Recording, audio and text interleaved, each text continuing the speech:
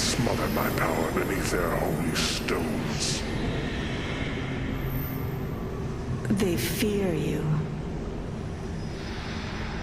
They used to worship me.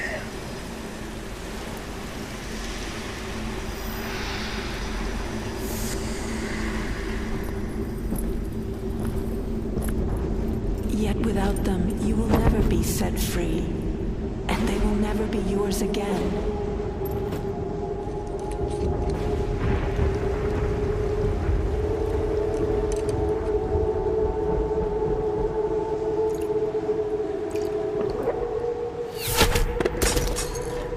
But there is one who may help.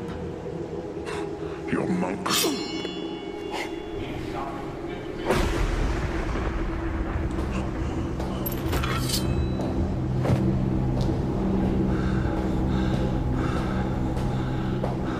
His order betrayed him. He's become a creature of the shadows now, using the skills they taught him only for his own gain.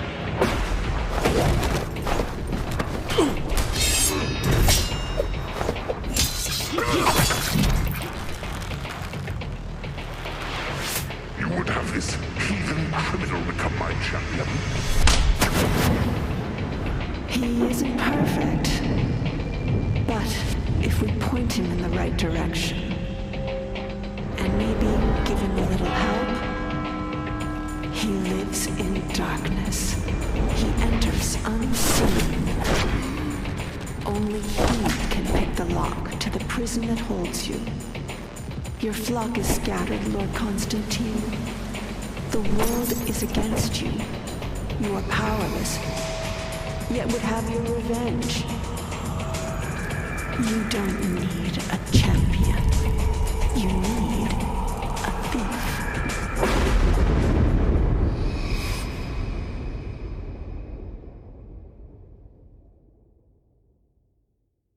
Welcome, fellow Teffers, to Inside at Last, the one and only thief-dedicated podcast.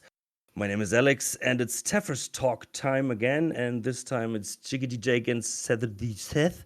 Hi, guys. Hello. And we are live, and this time we have a special guest, a second time on the show, none other than Daniel THRON. Hello, and welcome back to the show. Hey, thanks for having me. I'm very excited to be here. Yeah, it's great. Let's see. We have 4 viewers, which is amazing. Can you guys just tell us on the chat maybe if everything is good with the audio and stuff? Otherwise, we will jump right in to the first topic, and that, of course, is the cutscene 0 video from you, Dan. And I think the first question that pops up for everybody is like, how did this start? How did you come up with that? I continued to, after Looking Glass, I continued to make little animations in that style for myself, and so I kept on sort of kicking that around, and then eventually I don't know. I just wanted to return to it. I love the setting of Thief so much, and everything we did for it, that I figured I'd give it another go, and I started doing some, concepts and city paintings and jazz like that, and doing small animations, and then it over time grew into an idea, and then decided to kick it into gear. So you came up with the idea, and how long ago was that? It was actually a while ago. I want to say it was six years ago or so. Okay. I had begun working on it. Yeah, I began working on it in earnest about 5 or 6 years ago. And we had, we did this fairly, elaborate green screen shoot and all this stuff. But when we took the data from the green screen shoot and we were transposing it to computers to work on it, there was a major hard drive crash, and we lost an enormous amount of data, and we lost like 30% of what we shot. Damn. And when you lose 30% of what you shoot, like you're not losing a discrete 30%, like, oh, we lost all the shots where he's climbing the thing or something like that. Like we lost like every 10th frame of all of the video. So like Okay. it Oh makes no. it makes almost everything pretty useless. So like we lost 30% actually means we lost about 70% of what we had shot in terms of shots. And it took a while even to get, to scrape the old hard drive for data, and that cost a lot of money and all this stuff. So it just sort of sat in limbo for a long time. I didn't know what to do with it. I was like, it was pretty depressing. We had a much longer kind of thing planned out. But the editor, Dave Bryant, eventually took the footage and sort of reconstructed it into something that kind of worked, and showed it to me. And he's like, I think we can, if we just get a little extra stuff, then we can fill this out again, and it's gonna work. And then after I got out of my creative depression, I picked it back up again and started doing animation and backgrounds for it, and slowly chipping away at it. And I mean, it still took a long time. Then the pandemic hit and everything else. So like, there's a lot of things in the way of completion on it. But for the past year, I dedicated myself pretty hardcore to getting it out the door. And basically, you hit the 25th anniversary year with it. So I was excited about that, and I like essentially I wanted to hit the 20th anniversary. Hey, But finally got there. Statute of limitations. but isn't Exactly. 25 years the more important one? Like, quarter of a century. Oh, sure. Yeah. If I mean, like, if we had gone in there thinking like, this is the really the powerful moment to release this, then I would have picked 25. But instead, I was just like, oh, let's just bash this thing out, and it'll turn it around quickly, and it'll be really fun for everybody. And instead, it was like one of the longest projects I've worked on in the whole decade. And one of your best, of course, for the best Thank thing you. ever. Maybe you noticed we are all Thief fans here as well. Musk of Ephesius or something like that asked, of course, he asked, how did this begin? But you just explained. And did you start this project from a place of emotional resonance with Constantine, not the narcissism, of course, against modern art, gaming, and film? Yeah, this is an interesting question. There are projects that I start like that, how can I say it? Like, if I have if there's something I really want to say and I'm really fired up about something, and I have like some, political statement I want to make or something like that, like I do get kicked off on projects like with that in mind. But really the root of this is just like, Thief is one of my favorite experiences in my whole life. And it's just something I'm in love with. I love the work we did on the world building, and it's always just sort of like floating in the back of my mind. And so it's like it's not something that came from a big statement. It was just like I missed it, and getting back into it was felt really good. It was a great space, and it was nice to return to it and advance it a little bit and change it a little bit. And it's something I would continue to work in if I had the opportunity. Okay. What would interest me is like, how was the reception of the video? Of course, we know, but how was it for you? Oh, it was great. I felt fairly confident that folks would like it, but I was like, the comment section was huge, and people were, extremely happy with, how, like, that we were able to manage, basically the same tone again, and bring that flavor back. I was very proud of that. That people were still so dedicated to it is a constant source of happiness for me, because I like the Thief fandom is like it's like the greatest fandom I've ever seen. Yeah. And it's so active, and people are so positive and supportive and excited about that world. And it was really gratifying to hit the right mark for you guys. Yeah, I think that the cutscene 0 is like the modern version of what you did back in the day. Of course, you can see it's more HD and stuff, but Mhm. I was thinking of the windows where the lightnings come through. You see, Mhm. and that of course would have looked different back in the day. So, but as you said, you still kept the tone and everything was. It looked like from if you would have been the guy who was in charge of the cutscenes back in the day. Um, Something like that, yeah. yeah, we had him once on the show, and great guy. No, and yeah, I think what is really amazing that this community, of course, is still active and very supportive. I think there are some articles online of the best communities online. Thief is always mentioned. It's one of the friendliest.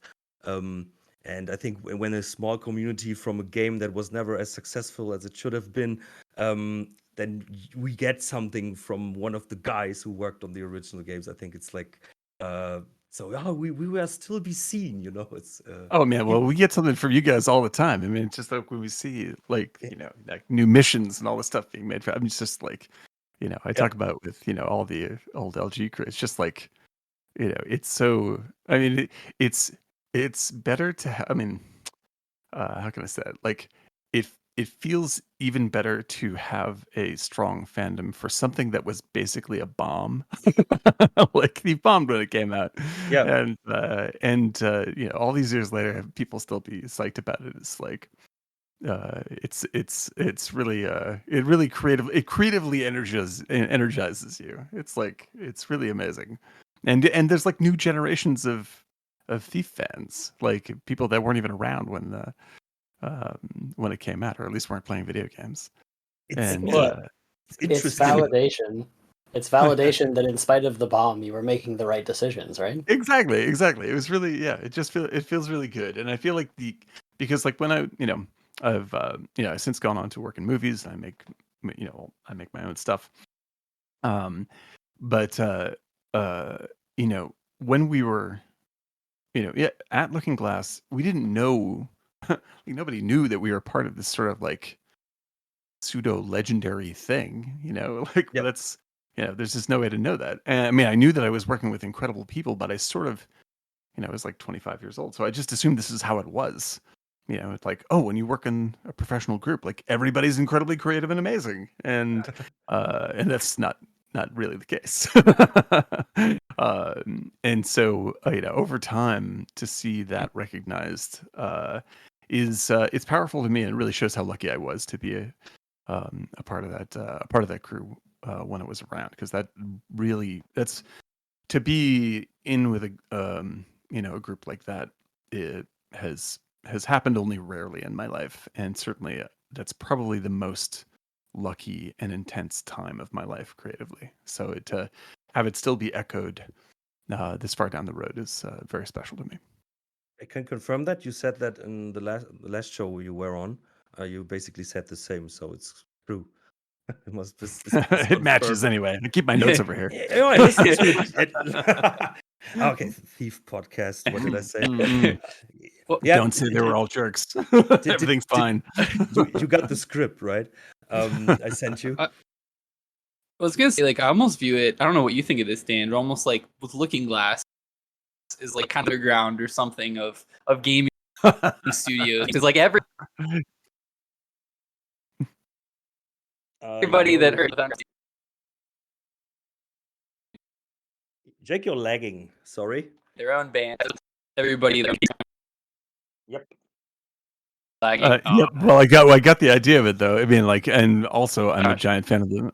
Like, get me like, like Velvet Underground and like that entire. This is the kind of stuff that I mean, I still listen to this stuff, but like that's the kind of stuff we were listening to. So like, it feels much in the same mode. I mean, like, I would never say that.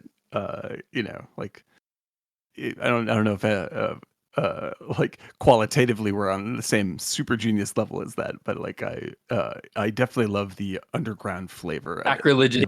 Yeah, like it's like the I mean it's like, I think that there's a I've fought for that my whole life. Like I've worked on very big projects for big studios and very mainstreamy stuff. So I'm not against mainstream material, and I love great Hollywood movies and big AAA games and all that stuff. But like I try to remain very aggressively indie artistically with my own work. And I'm a little. I try to be very nice about it, but I try to be very pushy and punk about it as much as I can, and remember to be that way. Just because that's when like when you're doing the stuff that, how can I say it? Like when you're doing the stuff that you're not even sure if it works, that's when it's working.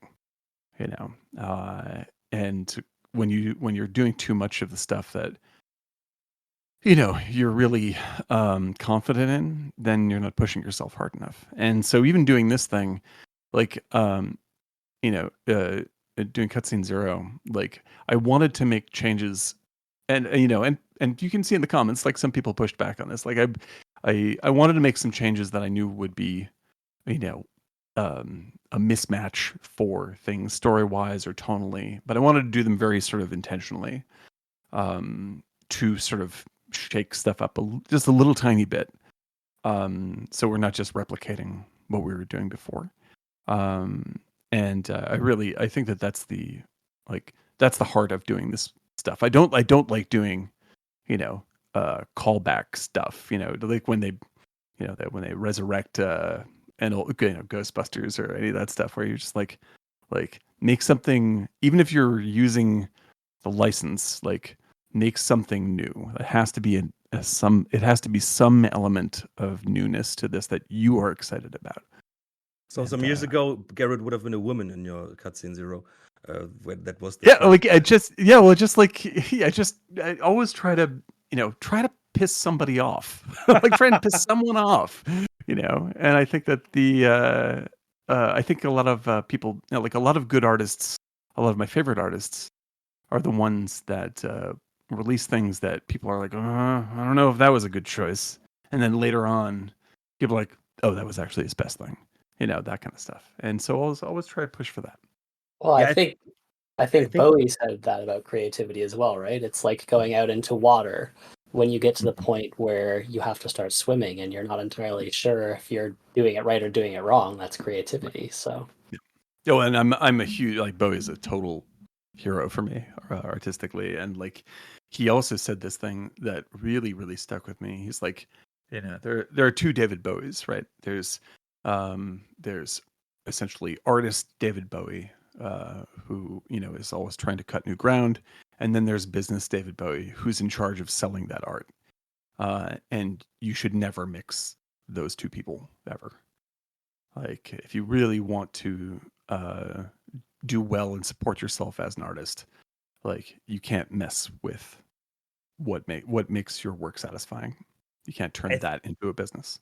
I think that shows, like, whenever like a musician goes for something, oh, this worked once, and then they try to go that route. Right. Basically, the fans will notice, I think, Absolutely. and yeah, it wouldn't work. Or I remember when I was making music, sometimes you were like, oh, this might be a hit, and then there was another song where you're like, I don't want to put that on my album, but this actually was then the way more beloved song than the one you thought of. Oh, this will be the thing everybody would like. Yeah, but that's the great thing about art. It's like the reception is very interesting often. So I go on with Musk of Ephesus. They ask, this is the first time Garrett has been portrayed by a visible live actor. The audience reception has seemed very accepting and positive. Would you consider this the likeliest avenue a feature film should take? That's what I would do. Yeah. Like, I like, this is some of the limitations of when we originally made the cutscenes, is like, I would have liked to have shot actors and let them act when we were doing those, but the tech we had really didn't support it. Like, it just didn't flow correctly. It looked a little bit too like the video is just too cheap. So we ended up, that's when we ended up like doing the silhouette thing, like the complete silhouettes, was more of the result of a technical limitation at first, and then we designed around that fact. We're like, well, we were hoping to shoot it like a regular movie because in like Looking Glass had already done. I didn't have anything to do with the production of the videos, but like they'd already done like FMV stuff for Terra Nova and jazz like that. And so the initial thought was to go that direction, but just in terms of experimentation, it didn't match with like the After Effects animated art was very successful, but once you dropped video into it, it didn't really play right. So we were forced into the what turned out to be very iconic, with lots of silhouette work, right? But so this time around, that was one of the things I was like, I think this might, if this doesn't turn out well, people won't like it. And by showing Garrett and like having it really be much more of like, this is a movie. But I don't know. I think that like the story was so isolated to him, and like Victoria is still in her sort of visual effectsy realm. That if we just do him and the guard, then we can create a little world that works as long as we're really attentive to it. And it will, and the visuals will match up. It'll still have that sort of like pseudo real feeling, that stylized feeling. But I don't think we're going to break the tension between those elements. And I think that worked out. I think people ultimately liked it a lot. But it was one of the, because I just didn't want to do more animating more Garrett faces. I wanted to try to get like push it up to a different kind of movie experience.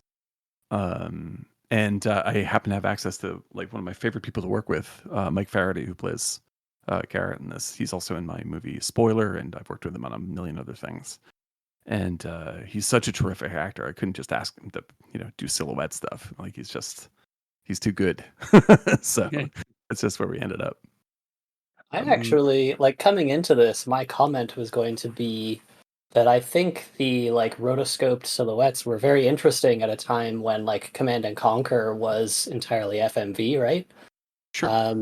And so seeing them, I always thought of things like there's a really cool panning shot in Gilda where one of the characters is holding a cigarette, and it's just very reminiscent of like 1930s, 1940s. Right. Yeah. Lighting. You're exactly right. It's total noir. And for anyone who doesn't know, I also co-host a film podcast, and I'm about as big a movie nerd as you could possibly ask for. So yeah, the 30s through like basically like German expressionism through like late period noir in the 50s for American film is a massive source for Thief visually. Absolutely.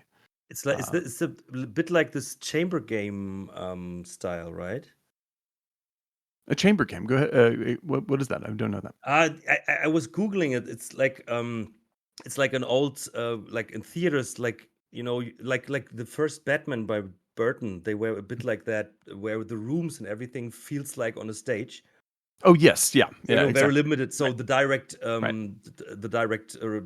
translation is chamber game. We call it Kammerspiel in German. I thought that this would be the term you use, but obviously not.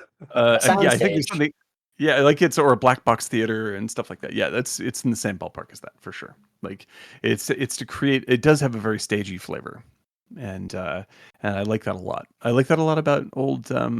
Actually, what I really love is the crossover between the stagey studio look and realism that you find in things like The Third Man. Like The Third Man was a key influence on this on that stuff, and because they went and shot all this beautiful post-war stuff in Vienna, and they find ways to carry the studio flavor of the interiors into the real world of the exterior locations, and it makes them hyper real. It's really, really beautiful. Yeah, all the long shots with the silhouettes against buildings and stuff, and the Dutch angles. I very much see that. Fantastic. It's fantastic. That is one of my all-time favorite movies, and it really, if there's any movie that captures what the thief vibe is that isn't Thief. It's the third man. Okay, I will have Like, to check that out. yeah, it's a Um, really sort of desperate, beautiful, interesting setting. But what I wanted to say is because you were mentioning you didn't have the technology, so you had to go with the silhouette stuff. I actually thought it was amazing, and when I saw your cutscene zero now, it was a bit strange to me, like that 25-year-old thief fan or 25-year thief fan, like to Mhm, see his face suddenly in a mhm. in a lively manner. And what Thesis also asked, did you work closely with the actors to portray the characters in a way familiar to the early cutscenes? With Mike, like I showed him the cutscenes and we talked about it. I mean, we've been friends for a long time, so he was very aware of it. And Mike is very much like he is like his great strength as an actor is um like the big difference between stage acting and film acting. I'm sure everybody knows this, but just to sort of tease it out, is like stage acting. You have to control, like you have to be big and you have to pitch, for the back row.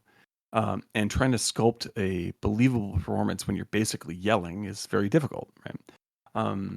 And a lot of actors are still trained with that kind of melodramatic incentive.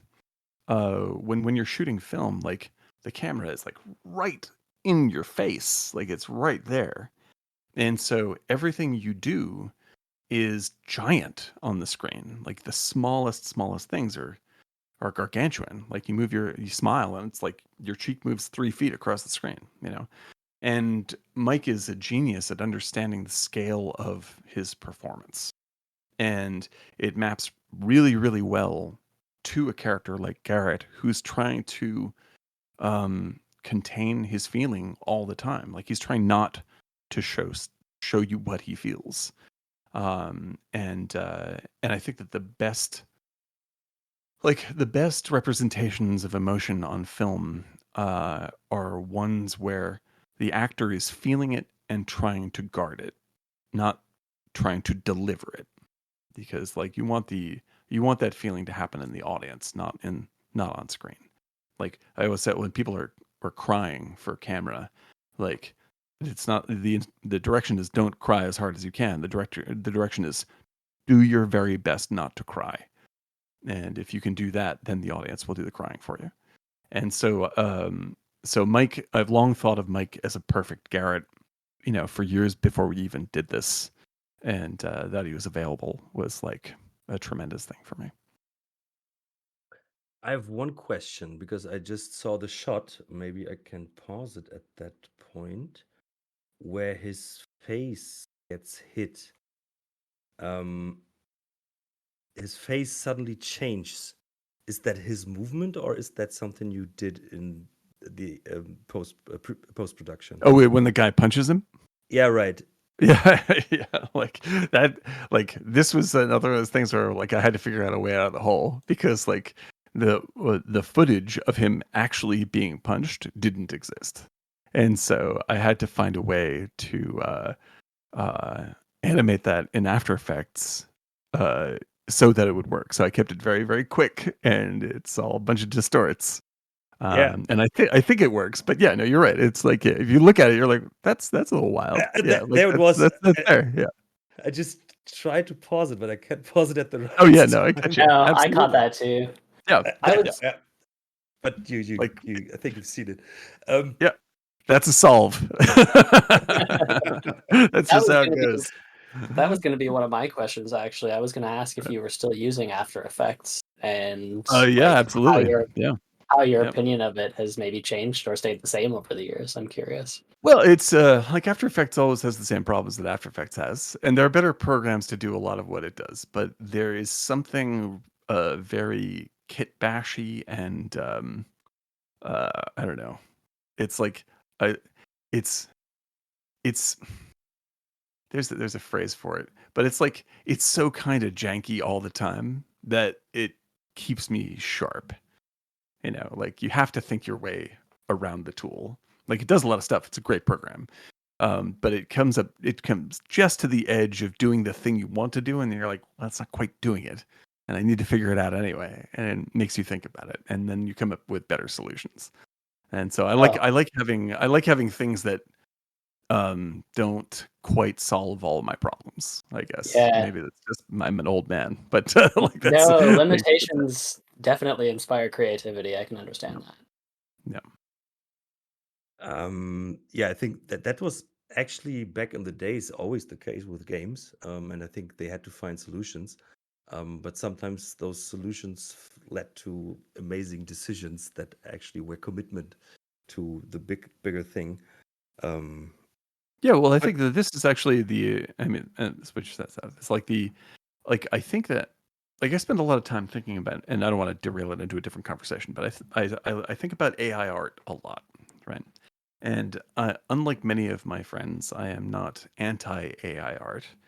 I just think that you have to learn to control it. You can't just let it do all the work for you. It always has to be a tool. And one of the great problems generally with great visual effects tools or anything that sort of does a bunch of stuff for you is that it gives you the opportunity to be a little lazy in terms of like the discipline of figuring out exactly what you want to see. Because the discipline of art isn't, to me, the learning the hardcore technique that nobody else can do, or like I went to school for 20 years to learn to blah blah blah. Like that is discipline, and it requires a lot of work. But the actual discipline is sticking to the image in your mind, and saying it's not quite what I want yet. It's not quite what I want yet. And when things solve a lot of stuff for you, sometimes they provide you with answers that you never would have thought of, and those are great. But you still have to have discipline about that. And most of the time, they get in the ballpark, and you're like, "Oh, that's actually pretty good. Yeah, that'll do." Like, and that'll do will never do. It'll never do. Yep.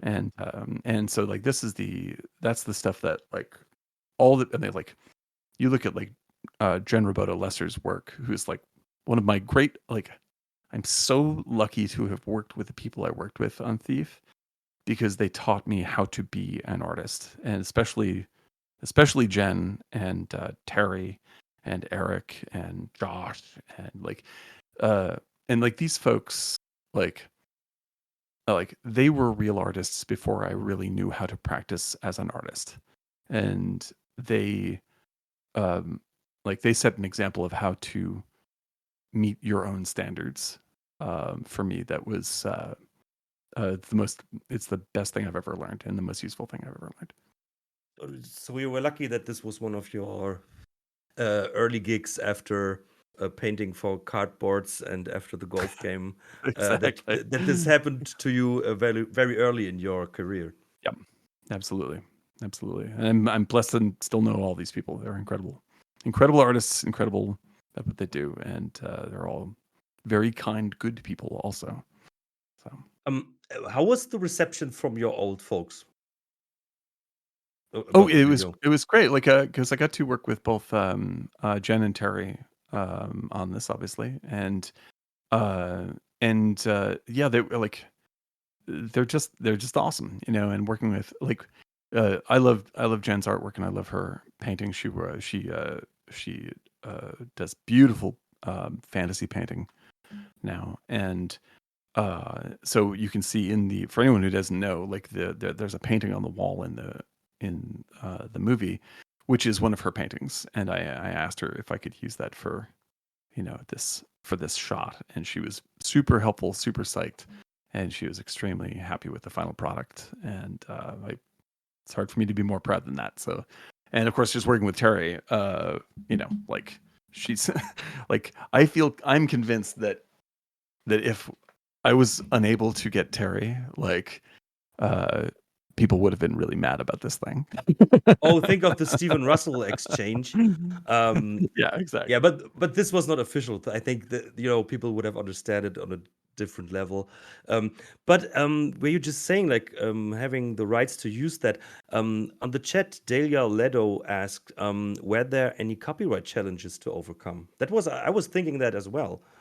I guess we'll see. Yeah, the logo.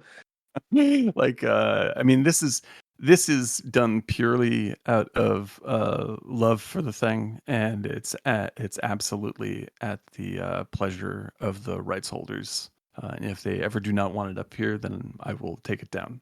Like, that's the deal I made. I made this, and we all made this because we're in love with the story and the world. And but we don't own it. We don't own anything in it.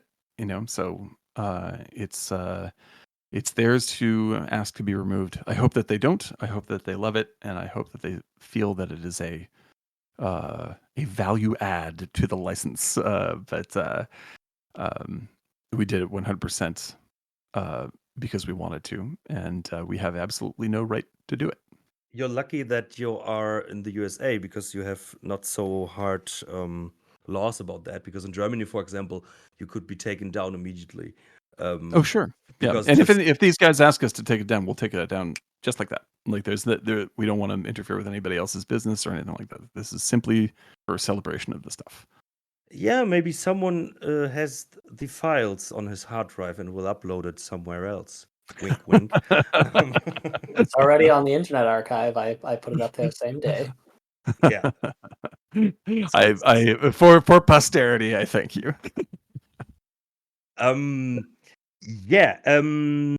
So, Jake, do you want to read Adrian0451's comment from Germany? Yeah. Am I coming across okay, or am I still robotic or Yeah, it delayed? should be fine. I think you're okay. You said Adrian's. Yeah, the cat. Adrian's curious if there are going to be more of these, and whether this was inspired maybe by hope for a remaster / new end series. I heard that the Thief franchise was bought by the Embracer Group. Oh, right. Yeah. Like, let's see. Like, I would obviously love to see more Thief in the World, and I would obviously love to be a part of it. And I know a lot of people in the comments, said, "Oh, this should be a show," and all that stuff. And I can't say that I didn't think of that while I was making this. I mean, sure, I would love this to, like if this inspired the powers that be to investigate that opportunity, and I'm 100% for it. Like I think that I don't know how Embracer Group feels about anything. No, nobody knows. Nobody knows. But like they're obviously a very giant successful outfit, and they probably don't need advice from me. But Thief is one of the like the incredibly long-standing support that it has had shows you that there's this could be just as like you could turn this into something far more successful than it ever was and have a fan base that's more dedicated than anything. Like it seems in terms of like, if they wanted to go ahead and make some more stuff, it would be a smart move, and you could do great work. I think that's the problem, because if you want to make more out of it, you have to change a lot, and then the old fans will hate it, of course. Well, yeah. This is where the art comes in, right? This is where the being an artist comes in, and so like I'm not against new stuff. I'm totally pro new stuff, right? And new styles and being taking big risks. That's the whole point. But the difficulty, like for instance, the way this thing looks, like I've been in visual effects for 15, 16 years more, right? And I've worked on stuff like, Blade Runner 2049 and Infinity War and David Fincher films and stuff like this. Like I am good friends with people who know how to do photo perfect visual effects, like utterly realistic, beautiful material. And one of them, David Bryant, worked on this. So we have the ability to make this look like something else. We had the ability to make this look like a CG rendered, photoreal looking experience. Why would I do that? Like, that's not what Thief is. Like, Thief is super stylized and leans on the same thing that like Cabinet of Dark Caligari leans on, which is like, yeah, the sets are cardboard cutouts, but they look amazing. Why would you change these things? You don't want to make that real. Like, stick to the intent always. And I think that that's where big companies will often go wrong, is that they think that like the way that something like this looks is a flaw as opposed to a choice. And like as there's stuff in there that is not by choice that I had to work my way around, like, oh shit, we don't have the shot, we have to figure it out. That happens all the time. But you have to go in and commit to the vision that you have, not like say, well, audiences want them to be like look like a real, look like the Mario movie or whatever it is. Like, you don't want that, so don't do that. Like, find like Thief should look like when what Limbo came out or something like that. Like, Limbo is a totally different style of game, but Limbo is a work of art. Inside is a work of art, and that's made by people who are like, I have this vision, I'm going to make it look exactly like this, and commit to that. And when you chase things that are very popular or looks that are very common, you're going to end up looking like everything else, and it's going to be boring. And so it's like in visual effects today. Like, I think that, I'm sorry if I'm going on too long or complaining too much, but it's just like It's a podcast. It's fine. it's all about complaining for too long. But like, I think that visual effects in movies have hit a wall where everyone's used to everything looking generically realistic, and it's really dull. Like, it's very boring. Like, there's not a lot of real art behind it anymore. And it's turned into just sort of a very complex photorealistic mechanical pipeline to create these images, and nobody cares. Like, the audience doesn't care. Yeah, I think that doesn't just go for Hollywood, it's also the games industry. But I think that the games industry has the pro that they have a indie scene that can be very successful. And of course, I think that's like both ways. First of all, they had to stick out from the majority, so they had to be, I want to say artsy fartsy, you know what I mean? Sure. But they Yeah, have to but stick yeah, out. absolutely. And Absolutely. and this actually was for the better of it in many cases. I think Limbo and Inside, or what is it? With the little children, with the big monsters that in the rain cape, the yellow one. Nightmares. Little nightmares, Right. yeah, and stuff like that.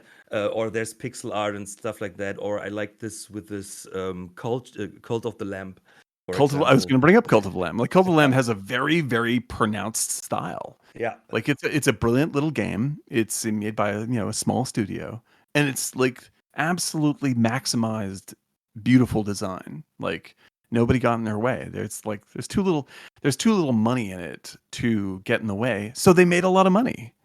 Like, yeah. they came out with something that was really beautiful, and it hit. Or even the newer Deus Ex games, they had also this very yellow black thing, so there was, you could see there was an art decision and art direction Yes. that made it stand out a bit. And I think you need at least that, because I think in the AAA segment, you have to go for it a bit, because you have to attract to, because the other thing is, people are used to this realistic look, so so many of them are like, oh, what is that? But I think it's coming back, because now we have like retro graphics are now PlayStation 1 style, and It's I true. think It's true. it repeats itself. Well, it's But like one of my cool. favorite shooters the past year and a half or whatever was Forgive Me Father, right? And Oh, Forgive Me yeah. Father is like absolutely, it's like literal cutouts. It's like these little flat sprites, and it was way better looking than half the super photorealistic. Like, look at all the details in the gun. Just like, it had cares. identity to itself. It had identity, exactly. Yeah, Exactly. I totally agree. I had a question, but now I forgot. Ah, yeah, because someone in the chat mentioned like they hope that the copyright owners instead hire you for any sequel or remaster. Would you be in for that? I'm totally into doing cool stuff and working on things I love. I can tell you that much. So like Okay. that, like that's the like I'm very, very proud of what we did with this thing, and I want to see it further in the world, very definitely. And so like if those folks were of the same creative mind that we were when we made the game, then that's a no-brainer. Like absolutely make it make it a Netflix show, whatever you want to do, man. Like, but make it good and cool. But if you Like, would be in that's the whole charge, please thing. hire Dominus for this. I think he would be a Oh my great god! addition. Instantaneously. I think He's the first. Like he's the first person to go to. Like without don't go to me. Go to him. Like he knows the Thief vibe better than I do. Easily, he's the one who's done more work to advance it in the past 20 years than me. He's up for it. He just said in the chat. Oh my god, no! It's an incredible pleasure to know him. He's one of my favorite artists going, and he's super. I know from talking to him before, incredible and honest guy. So, speaking on the please topic talk to of Dominus first. speaking on the Thief, perhaps movie or television show, there was a rumor I think a while ago that I think during like the Eidos era, perhaps that there was something in the works. I don't know if it's true. Like option that was just like Yeah, no, or, I how heard the those same things thing. get started. Yeah, I heard the same thing. Nobody ever talked to any of us about it, so we don't know. I'd heard it through, I think it was the company who made like the Hitman movie or something like that had gotten a hold of it. So like there's people out there who are interested in doing that. I think that's terrific. I just, for the most part, I think that people that like I don't want to be mean. I just want to say, like, I think that most of the people who have tried to interact with that license to do other kinds of media, like they think about it as like, oh, this is a famous old title. We can leverage that title's value to make some more money. And that's not the way to go about making something that works. That's not the way to go about making money. And I think that they, if they really want to make a movie out of it or anything like that, like you should want to make a movie out of it because you love it, because you think this is great. I just saw a video some days ago where someone was asking the question why suddenly video game movies work, and they didn't in the past. And it was like because back in the days they didn't have respect for the original material, like the Super Mario Brothers movie and stuff like that. And now there are, I think now the nerds that grew up with that stuff, they are now in the position they're in control of it. Exactly. And now I haven't seen the Mario movie yet, but I heard a lot of great things from it, and I think as a fan you can really see. I watched an Easter egg clip where they cut everything together, which was like, whoa, or the Barbie movie, for example. I think, which is a great thing, and I think we are maybe shifting to a good thing now again. I think there was a lot of stuff. No, I agree. Stuff, and now like one of my favorite bits of media in a couple of years is Arcane for Netflix. And I was like, what, Arcane Studios? Based off of what's it called, the MOBA, the famous MOBA, League of Legends, I think. League of Legends, yeah. Now League of Legends is not my kind of game. It's like it's making a gazillion dollars and people love it, and that's fantastic. But like if someone's like, oh, they made a League of Legends movie, I would have been like, okay. Like I probably wouldn't have gone after it. I accidentally saw something from Arcane, didn't know that it was even related to League of Legends, and ended up watching it. I was like, this is incredibly beautiful and well written. So the real key, I would go so far as to say fidelity to the source material. I appreciate it, but it's not actually the most important thing. The most important thing is to do a good job. Okay. It's easy. Like make a good movie, and then you're 90% of the way there. And I think that they've avoided doing that because they can just, like the old Mario Brothers movie or something. They're just like, well, nerds will love it anyway, and so they don't spend a lot of money and they don't do a good job, and you end up with a bad movie. But And Arcane, one set program. yeah, do it right. That's my advice.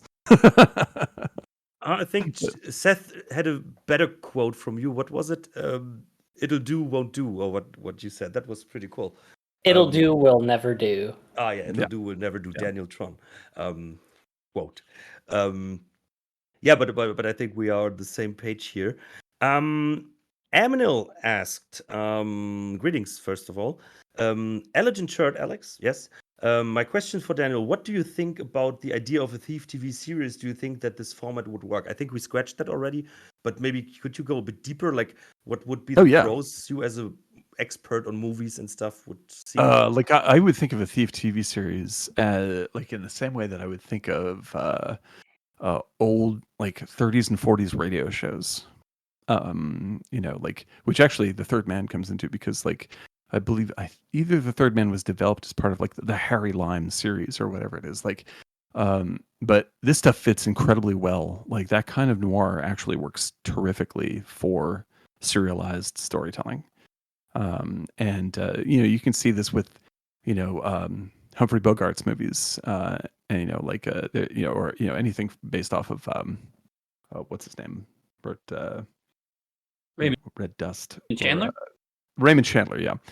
Like every single story is like a little discrete tale, and it hits a lot of the same notes.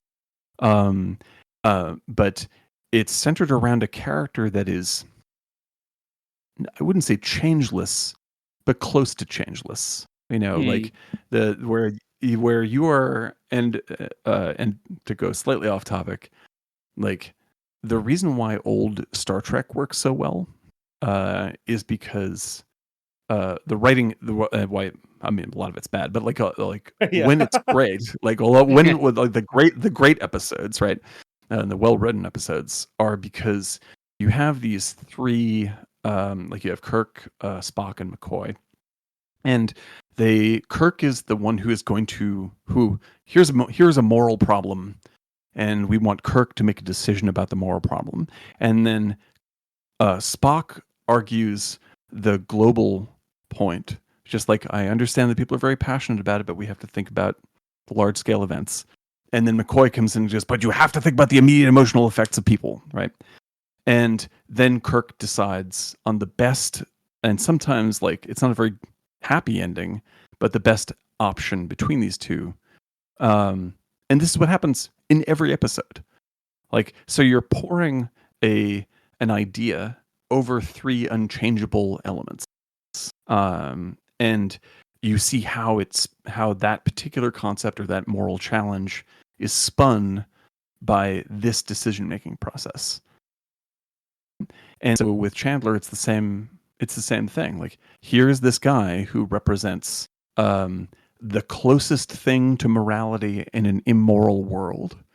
And this thing happens. What can we take from it? And he is the deciding mechanism. And that's how the stories work.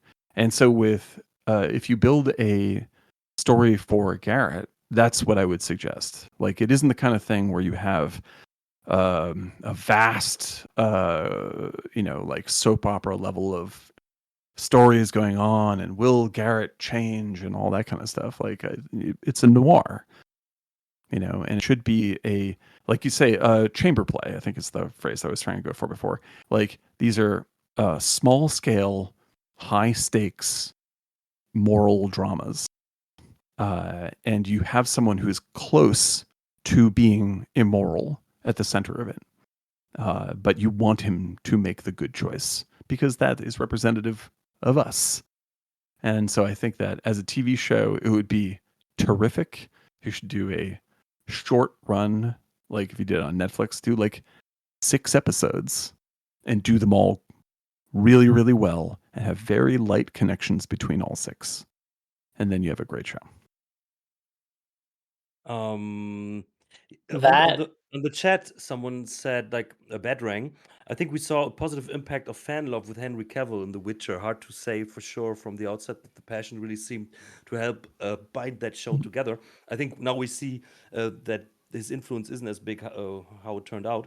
Um, but maybe there would be like an actor or someone who really could identify with Garrett, maybe played the games. I think that would help a lot for someone like that.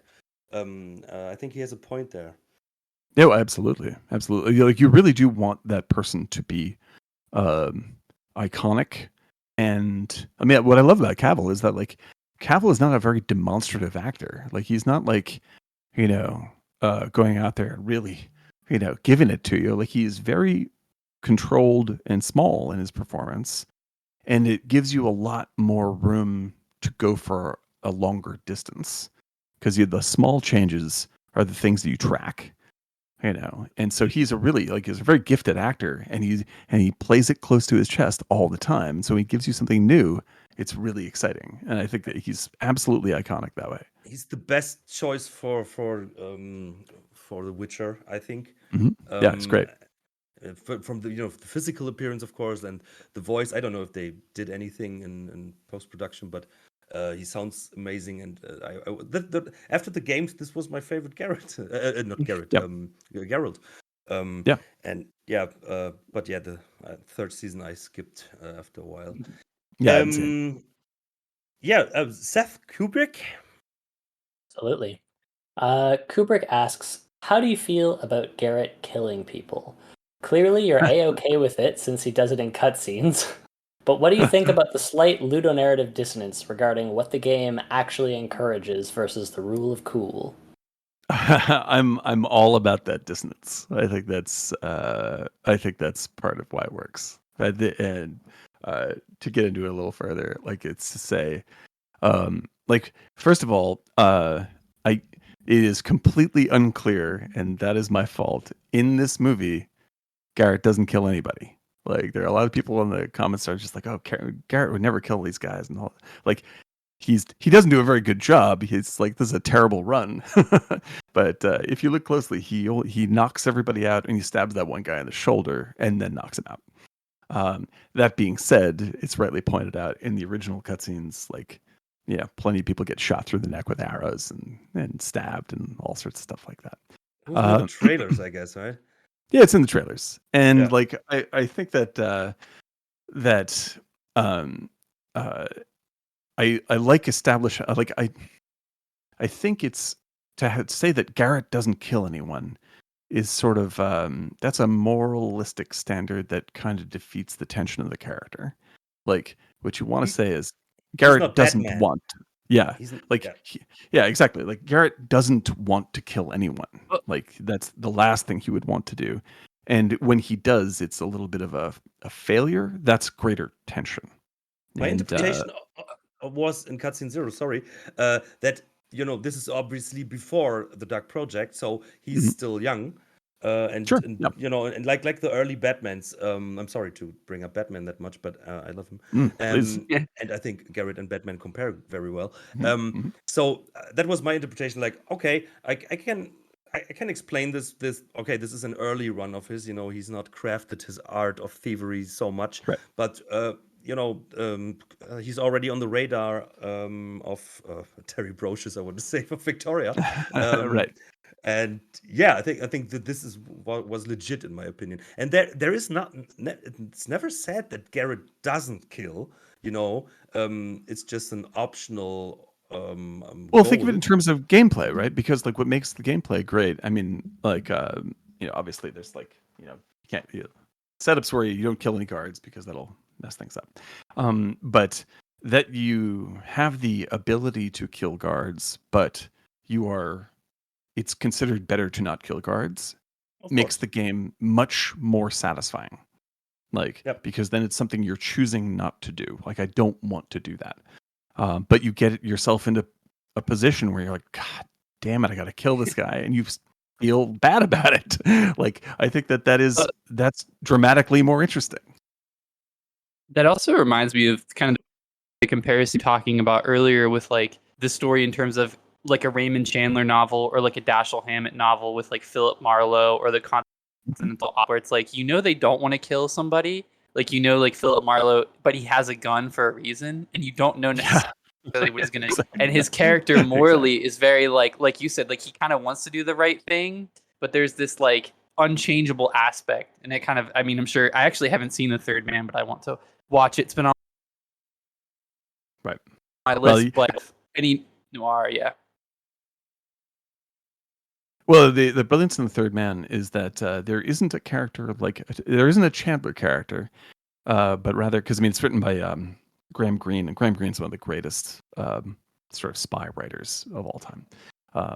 But it's sort of a bizarre spin, because the main character is a kind of cruddy cowboy novelist. Like, he just writes bad westerns, and he ends up going to see his buddy Harry Lime in Vienna, right? And Harry Lime is the Noir character, right? And what's great about him is that he is a Chandler character who's gone the wrong way. He's not gone far the wrong way, but he's just off. Like, he's making the wrong choices, as opposed to the slightly right choices that, say, Marlowe makes.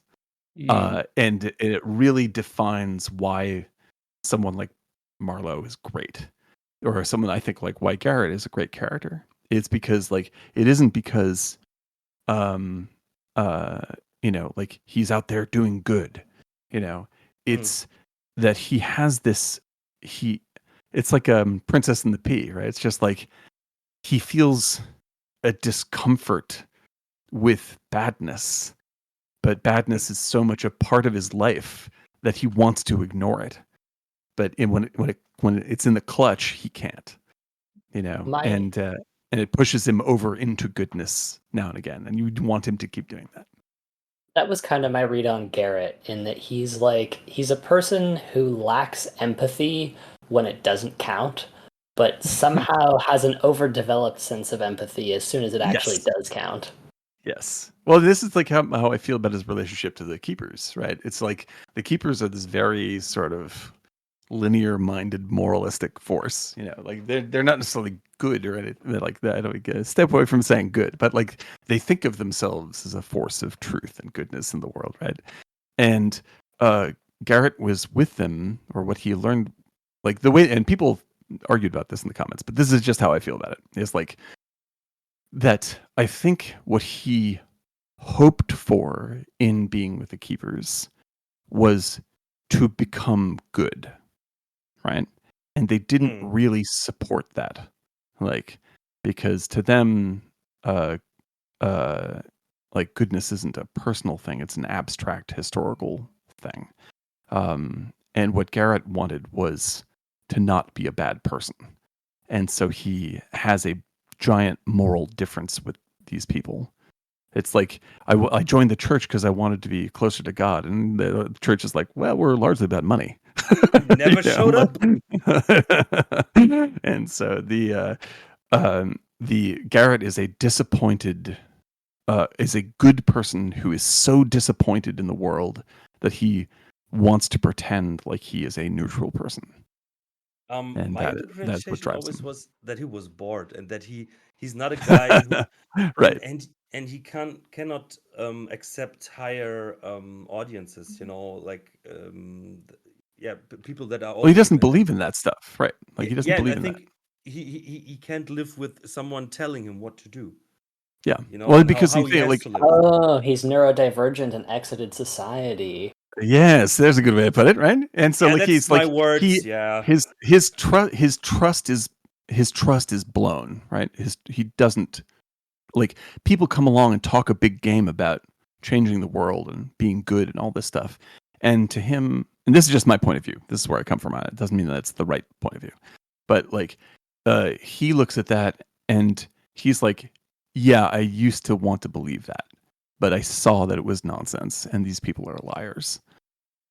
So I want nothing to do with it anymore. I'm just going to make my money and, screw these giant forces that are constantly trying to run the world.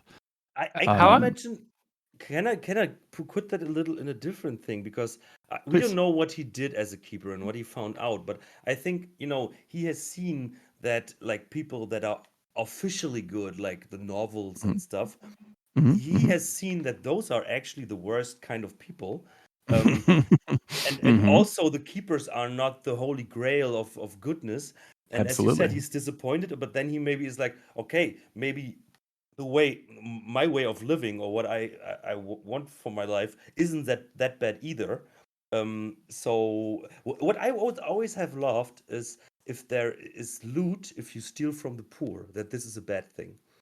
Because Yeah. that sometimes Yep. collides with me where like there's like a pagan woman lying on the street sleeping on hay, and then there's like 2 coins next to her, and Garrett is like, oh yeah, I grabbed that, of course, and that always didn't work with Garrett for me. Yeah, no, because he doesn't want to admit it, but he is a good person. Yeah. That's what it comes down to. And I think like if you were to compare Garrett and Batman, because I also love Batman, like Batman is about the frustration, to me, is about the frustration of the world trying to deal with badness. Like he's like, the world is absolutely terrible and no one's willing to do what is necessary to combat it. Right. So he is actually a very active, he's an active moral force. And where his internal conflict comes in is that it's against, like, what he is doing is against the law. So it's an ethical conflict with him, as opposed to like with Superman. All of Superman's conflicts are moral conflicts, and Batman's conflicts are ethical conflicts, right? And for Garrett, his conflict is that what he really believes in is Superman, but Superman is dead. Yeah. Like, and he can't. He's just like, this is a world that where that source of moral goodness that I wish were true is simply not here. And so I have to act for myself only. But when moral choices come to him, he grudgingly acts morally because that's what he feels is right. Yep, and that's why the keepers can always use him as a vessel now and then, but they always give him the feeling like that he made the decision somehow. Yes, yes, exactly. But I think he exactly. needs that for himself. Like, okay, nobody told me what to do, but Yeah. they gave I'm doing this myself. Yeah, suggestions. right. Yeah. Yes, exactly. And then this is like because the source of Garrett originally is Ken Levine, and Ken is obviously this is the like he loves this kind of storytelling very deeply, and I think I think Garrett is one of the best, if not the best character in video game history in terms of what his potential is as a character. So I think that given like if he were to be given his day in terms of being a really popular being in a movie, being in another game, anything like that, like he would become a Chandler scale character. It's only that there's not a lot of exposure for him. I think he's one of the most brilliantly written characters of all time, in terms of video games. Totally agree. I think that for the Hitman, for example, had potential to be comparable, but I think they didn't, go that way totally. And I think that explains a lot why people didn't like the Garrett from the fourth game, because suddenly he wasn't the guy anymore. He was straight accepting. Yeah, Oh yeah, there's the new guy. yeah, Oh, absolutely. And he now has yeah, this like idea, and I do that. yeah, like I think that those guys, like I know that they took a lot of heat for the choices they made in that game, but like they really were trying to figure out a new way for this to work and to try to bring it to more people. And I think that the choices that they made, like they didn't work, but they're very subtle things wrong. They're not big things that are wrong, and it makes a big impact with people. It's like whether or not you like Philip Marlowe is like is just a little turn of character, and if you don't get it exactly right, it doesn't ring a bell for people. And so like they tried very hard to do that, and I think the game turned out good. But there's a reason why they didn't quite capture that one note. And We don't say that here. I'm just saying. I defend those. I think they because I thought it was a very good game of its kind. It's an underrated game of its kind. But I do agree that they miss the element that people were attracted to. You said and that it's in just our a very last small podcast with you. We had this Yep. discussion, and you were very positive about the game. I remember that. Yep. And it shivers me. I but understand. People have their feel. I mean, I because I get it. That's what people that's the power of the effect of the original is like Ken nailed it. Like he nailed it. And then when Tim and Dorian and everybody's writing for this, like everybody's just like everyone understands it and everyone's in that groove together. But I can't underscore like the subtlety of these choices is extremely important and it's easy to miss.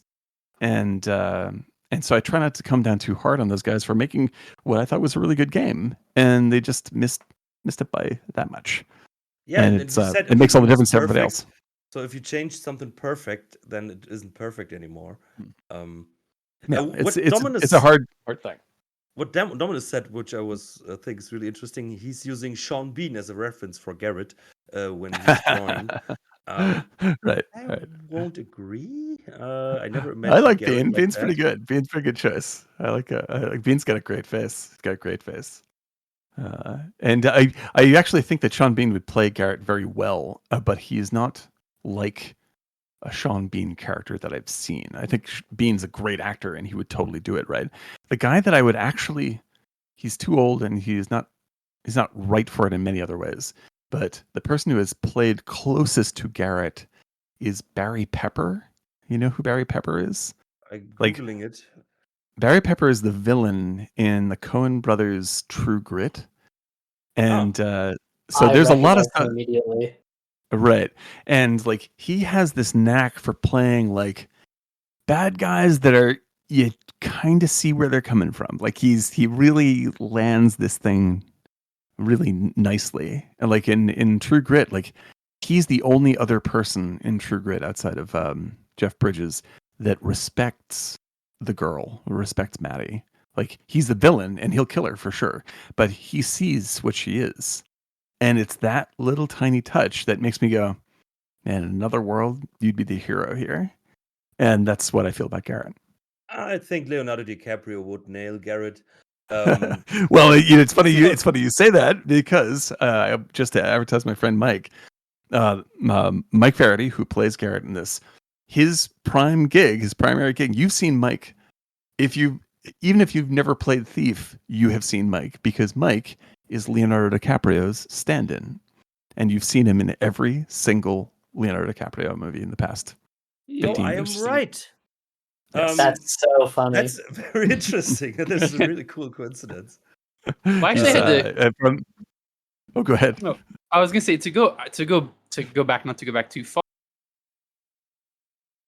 but I think that when you're talking about actors too, for Garrett is like Garrett has this utilitarianism, like with his morality, like he's doing good not because of some like pie in the sky sort of altruistic idea. Mm-hmm. And I think you said like there's this thing of he's doing good because there's money behind it, and there's like he's got a practical purpose like behind his sort of morality and his actions in addition to the kind of philosophical aspect of it. So I think that that's kind of something about his character, and I think something that you're probably looking to nail with your choice of an actor for any sort of adaptation is kind of getting that he's a good guy, but he's a good guy because he can connect it to some sort of utility for himself and the world, like stopping terrorists because he's gonna blow everybody up with rust gas and the like, and right. Muscoffy Thesis just said that Trent Reznor would be a great choice, and I would agree. I just googled him from the face and everything. You had to Google Trent Reznor? Yes, Who is I'm not a Trent movie Reznor? guy.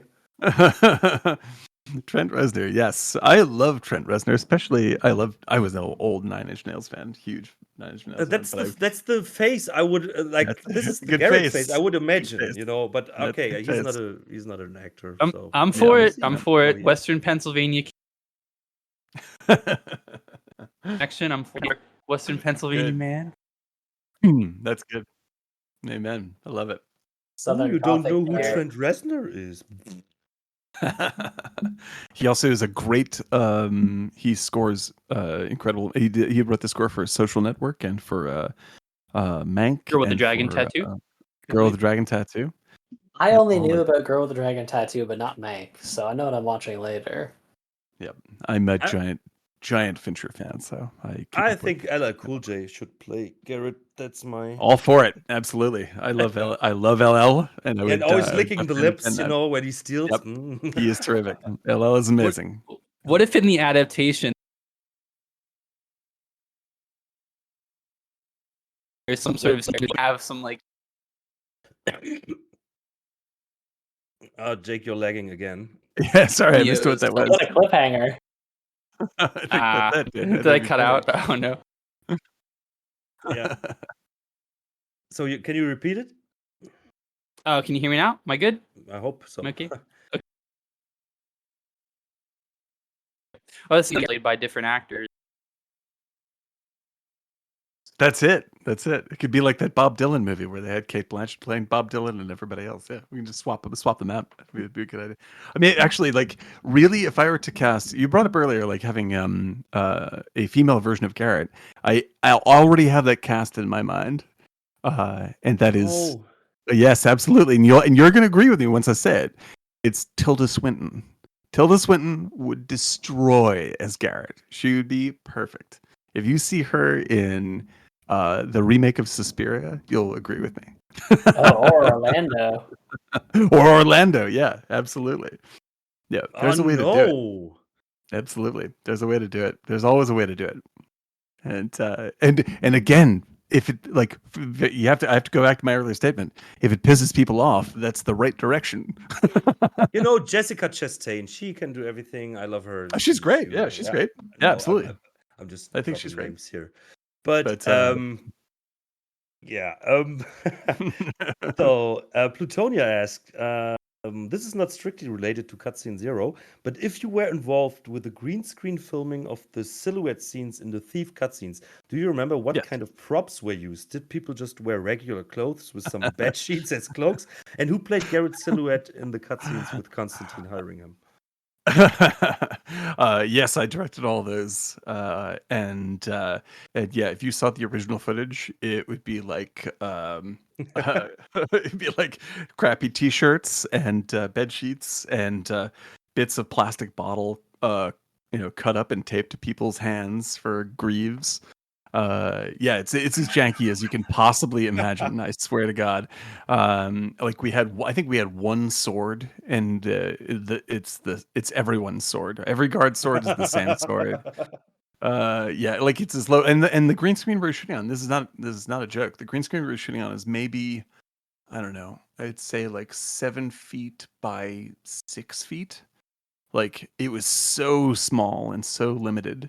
In this tiny little room right off, it's this basically the sound recording booth that we dressed up from Eric and Kamal, and so like all the actions had to be very minimal and all this kind of stuff. So it was pretty indie movie.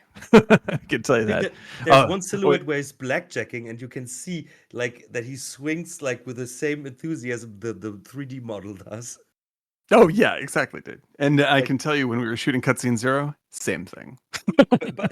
but did back in the days, did they know you were totally involved in that? As far as I got it, but did they know how funny it is? Oh yeah, it was totally goofball. We were just spending a Saturday. I mean, like, we're just a bunch of 25-year-old kids, like videotaping, like these complete. It looked like Mad Max. It was ridiculous. It was totally silly.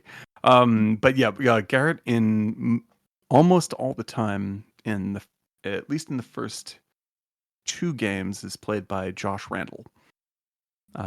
And he was very patient with me. And sometimes you can see Josh. Josh is actually the base for the face of the box of Thief 1, I believe. So yeah, you see glimpses of him from time to time. Nicolas Cage for 2, right? Possibly Nicolas Cage for 2. Unconfirmed. No, last time we already said that, but you said who Oh, was the yes, inspiration for confirmed. the face on Thief 2 box art? Was it who was that? That is I'm gonna. It's a little vague. I'm gonna say it's a mix. It's a mix of folks. There's a little Harrison Ford in there. I mushed together a bunch of folks when I was penning that one. I think last time you dropped one name, Nick. but Tavers, you can listen to the episode. It's Yeah, just go back 3 and dig it hours. up. Like I'm as you know, I'm getting older, so these things sort of fade out. So It's fine. please Page in the bring it nose, back. Ford on the chin. It's out there somewhere. So let's see with you answered everything. And then Eggmeyer, as I call him, he's the Eggmeyer Mhm. from Teferi Guy. The question I have are not ones I expect Dan to pin down in an answer. Like, the floating glowing orbs have been part of the world building since the beginning, and depending on the context, have different purpose and are generally ignored by the people in their presence, but for the one time constantly grasped one. They are added to many projects you've worked on completely outside of Thief, without giving away the potential mystery within Thief lore specifically. Oh, that's an Eggmeyer question.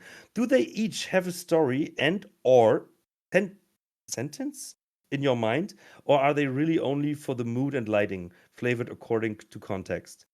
I was imagining like your answer will be like, oh, it's like why the snow was added to the last scene in Thief 2, Thief 1. Like snow just looks cool, but I'm It wondering looks what your cool. answer will be. The answer is the same. It looks cool. I've always used those things. I was think they're imagining awesome. that. Yeah, like it's like all this stuff is like the like like anything. I mean, he's right to point out. Like I use those in a lot of my work. Like that's just a thing that I love, and whatever works to justify them being there. Contextually or story wise, like go for it. That's the real answer. But like in terms of why they exist, is because they look great. Yeah. Like I love them and I love using them. They are And THRON things that orbs. yeah, exactly, dude. Exactly. Like go for it's the thing that looks cool. It feels right for the scene.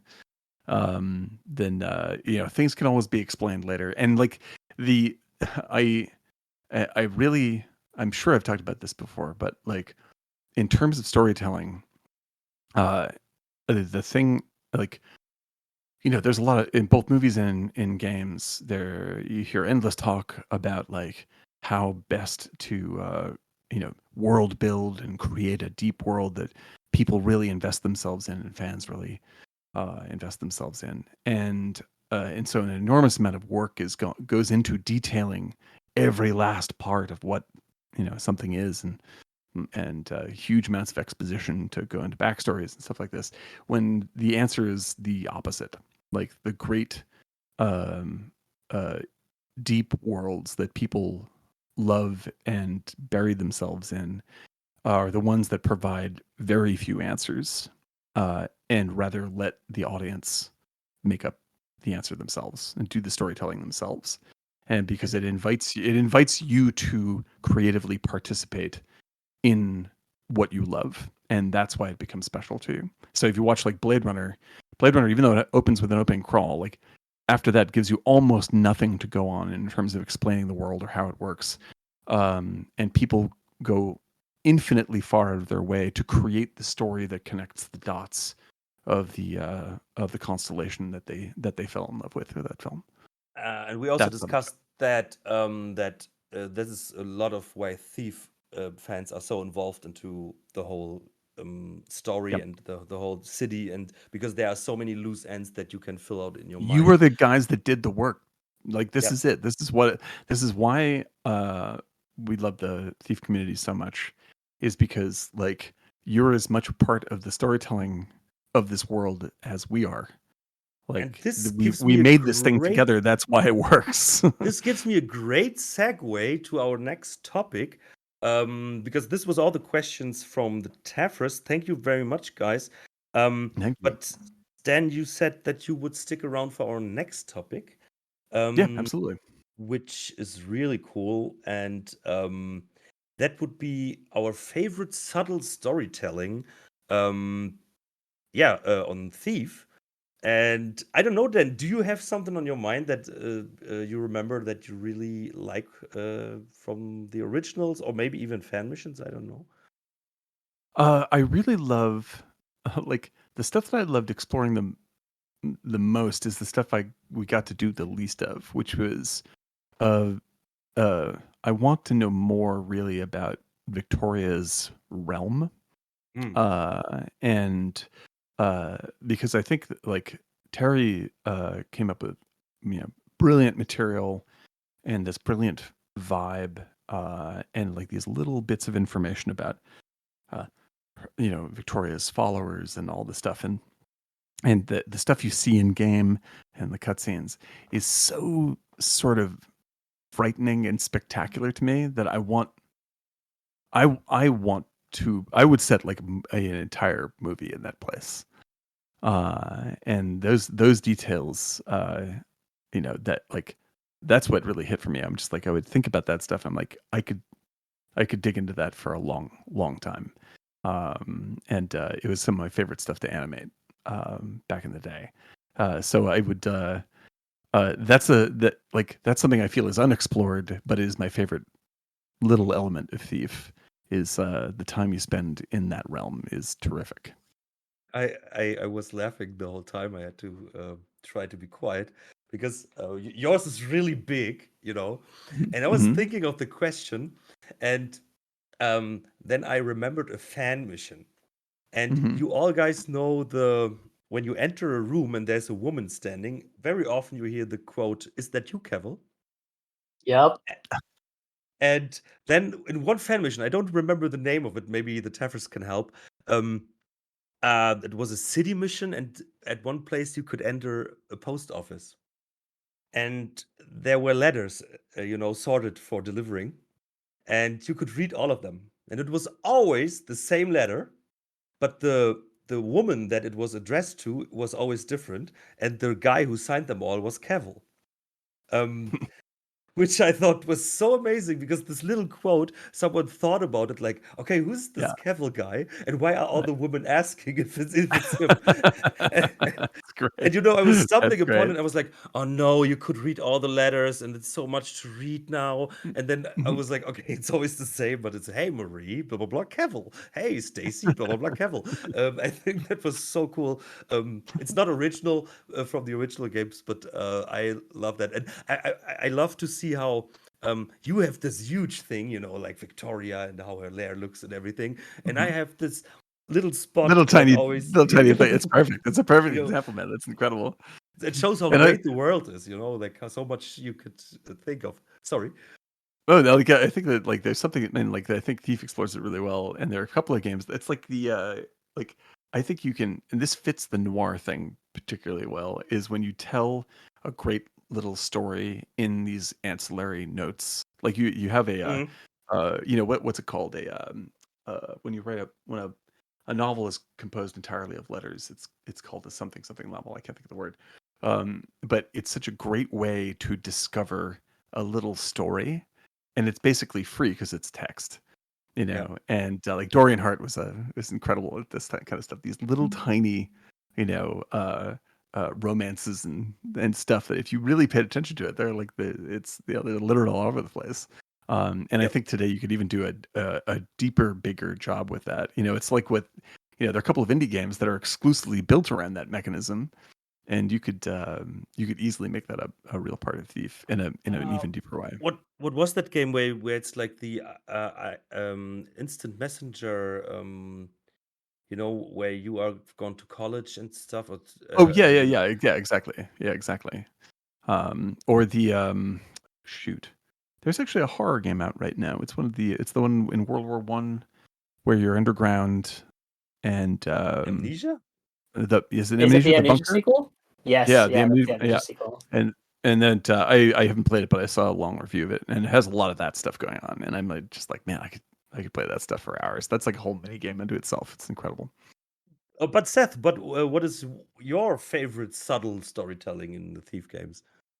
Well, I can't piggyback off the epistolary gaming genre, but Epistolary, thank you, Seth. That's the word. you're very welcome. I gotta say my favorite is the Benny and Benny's friend dialogues that Yeah. terminate with that last dialogue between them in I can't remember if it's Masks or sequel, but they are meeting on the balcony, and Benny's friend just he goes on a litany of all the times the jobs have gone wrong for he and Benny, and that he just believes Benny is like unlucky and bringing all this bad stuff down on him. I think that's my favorite in that like So it's good. such a callback to the previous games, right?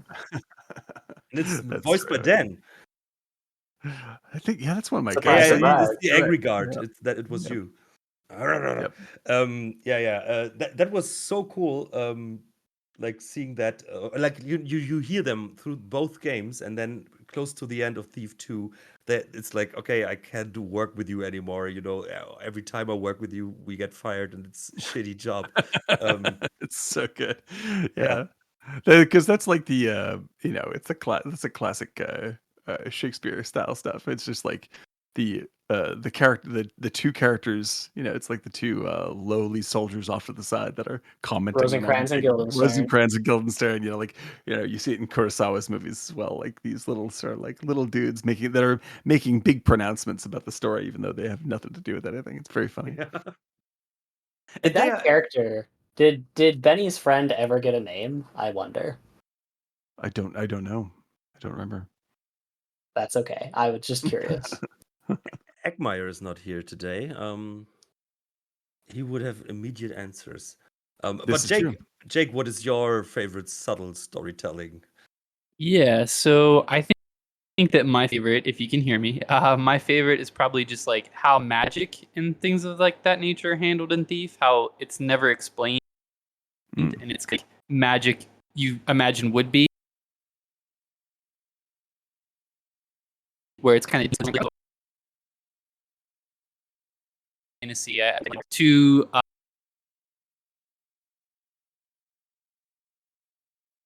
scientific. Mhm.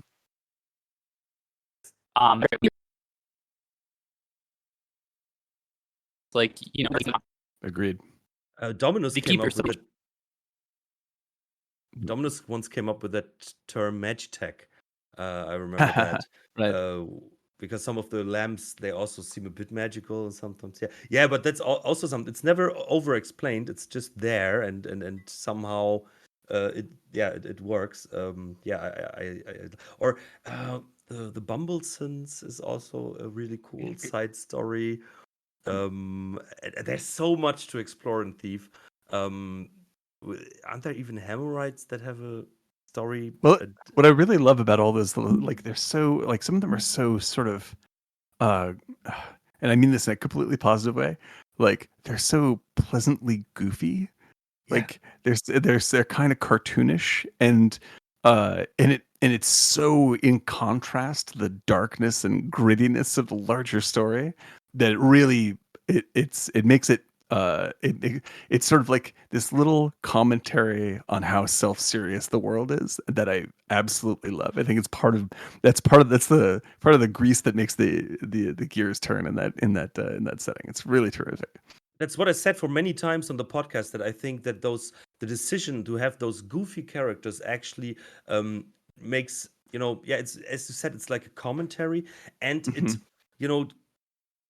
lets you feel like, okay, there's different stuff also in the world, and those guys are also thinking about stuff. You get the introduction in Baffert's Manor with the guards inside and outside thing, which is also you and Benny. So yeah, that's so great. It's the first or the second guard conversation you are hearing, Mhm. and then you hear them in Thief 2 at the very almost last mission.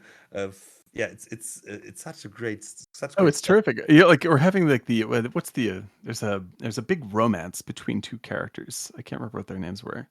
Like, but it's a classic sort of like Romeo and Juliet style, love story that's in one of the guy. I'm just like, how do you have hope like that in this world. Like it Yeah. makes it so, it both makes it kind of funny and kind of sad.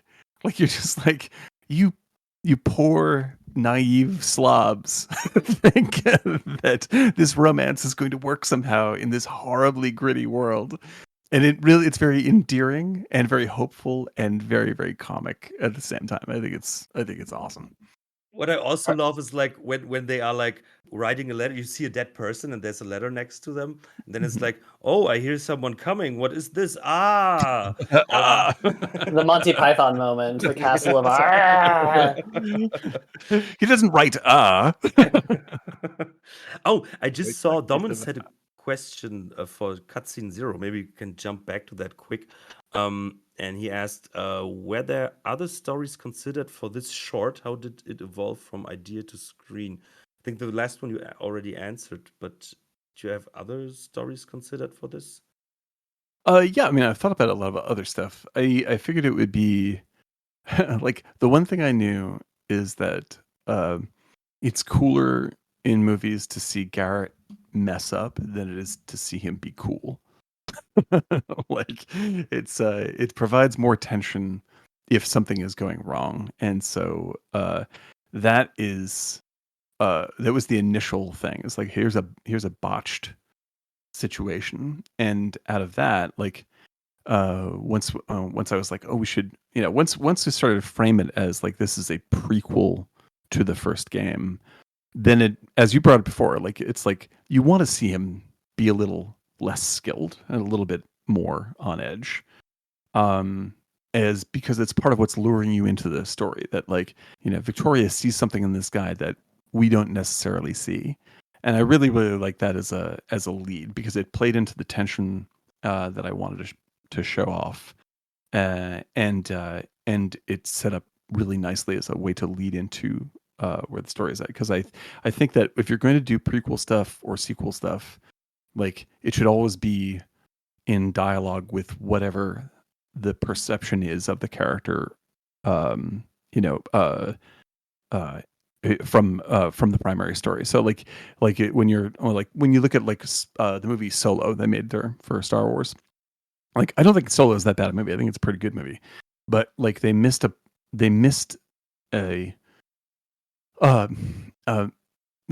chance at changing how we view Solo as a character in Star Wars, right? And like that's what you should always try to do. So I think that like if for instance, like if Han Solo had started Solo as like a really hopeful person who supported the rebellion, right? And then over the course of the story, he's so betrayed and is so lost and is so crushed by what happens in the story of Solo that he turns into the murderous asshole you see in the first film. Now we have a secret about him, And when you watch Star Wars isn't the same anymore. It's going to be different. And so that's the one thing I wanted to go into once we were like turn this into a prequel. I was like, I want to put a little spin on Garrett and a bigger spin on Victoria, so you can see her motivations a bit earlier and change how the introduction to the story goes. So that was the lead. There were lots of ways to do it, but that was the that we landed on this one simply because it provided the most action and most tension, and then I folded it into the rest of it. I hope that wasn't too long, but that's what I was thinking about. Another comment was, I'd like to see a day in the life of Garrett's landlord collecting the rent from the city scum and some insight on the renters. That's a good one, man. I would definitely watch that. I Get think like Paul Giamatti. Paul Giamatti is that character. You get a home run. I don't know. As I said, I'm not a movie guy, but I'm pretty sure that you're right with all your knowledge and experience. Paul Giamatti, for anyone who knows who that is, they also know that he's born to be a character actor in a thief movie. He's Angry Guard. Okay. You should be there in there. I think now you have the age to make them believable. That's right. Everyone will take me seriously now. Yeah, that's right. Eckmeyer joined the chat. Hi, Eckmeyer. You missed everything because I'm Sir? close to saying bye to Daniel. But Eckmeyer, we were asking what the guy Daniel, the guard Daniel voice. Did he have a name in the game or in the lore? Maybe you can answer that real quick. He always has the knowledge. Yeah, I don't know that one. But yeah, Daniel. I think those were the. Oh nope, there's no name. Yeah, thank you very very much for joining us. It was a thank you. pleasure. Yeah, that it was fantastic. real fun. And yeah, thanks for sticking around for the second part. And yeah, wish you a great day. It's in the morning still, and enjoy your coffee, or lunch, Thank or you all very whatever is much. coming up. Right. And have a great and vacation. no, thanks so much, and thanks to everybody for checking the movie out. I'm very very proud that people dug it, and please converse with me in the comments on that one. I love to talk about that stuff. Yeah, yeah. Maybe we find another reason to seg you in for another time. I Excellent. definitely would not complain. Thanks for being here, Dan. You know, Thanks very much, guys. When you did your work on the Thief prequel remake or whatever, for Embracer Group. Yeah, thank you very much. Have a great day, and we will jump into the next thing. Excellent. Thanks a lot, guys. Ciao, Daniel. Thanks. Awesome.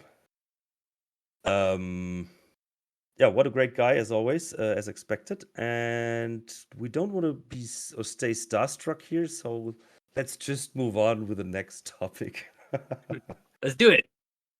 So difficult, but so willing. So the next topic, now the viewers will, I can see, like now they will go down. But we had another topic, and that is was posted by away on Reddit. You are in death row, and tomorrow is your execution. After your last meal, they let you play one last Thief FM tonight. Which one do you play? Jake.